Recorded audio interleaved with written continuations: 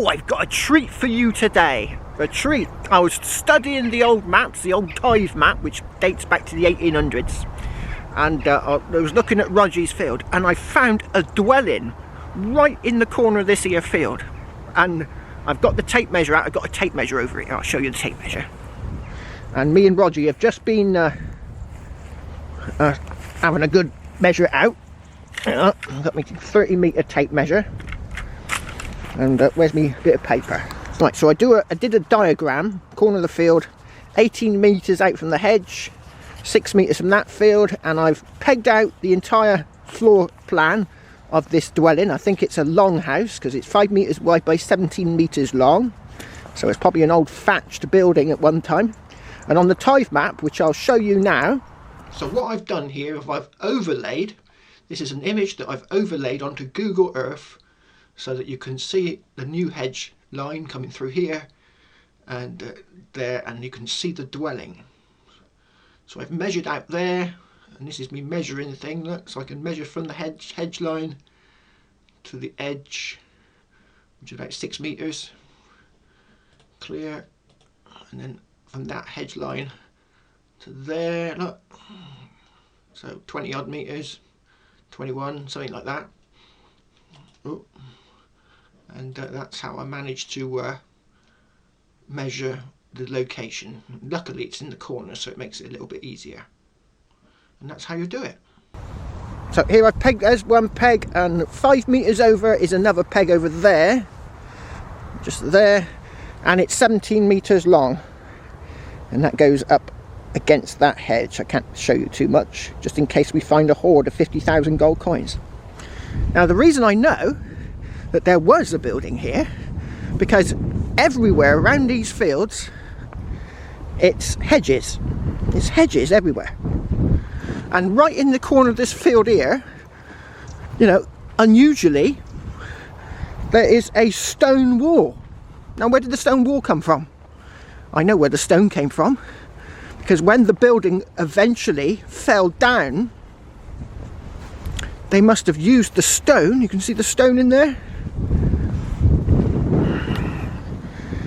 They must have used the stone to build the wall. Now I have in other places where I've found stone where they've demolished a building and they've taken the building down, I have found carved stone, because there was one place that was near a church, and when they renovated the church they demolished the church, well, partly demolished the church, wrecked it in my opinion, because they ripped up all the medieval tiles, and then the walls around the church were built out of the stonework, so you're getting carved stone,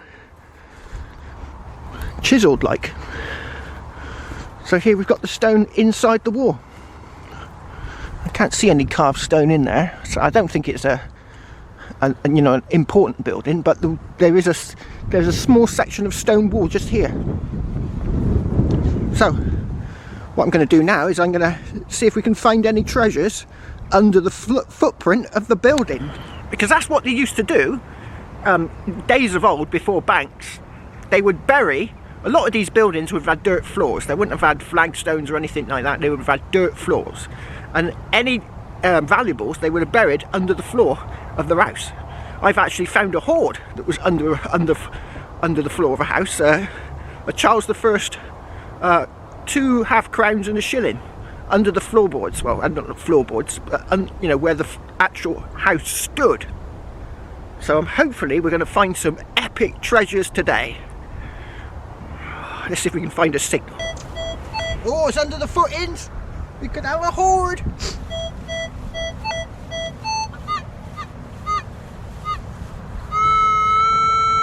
Looks like silver. Oh, could be silver. Could be silver. Oh, well, there you go.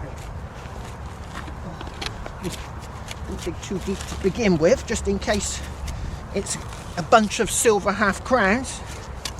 This dwelling disappeared in 1833, so it could have been here for hundreds of years. Oh. Right, so in a couple of hours from now you're going to be able to see exactly what this signal turns out to be. Because this is just the teaser, the trailer of the main event.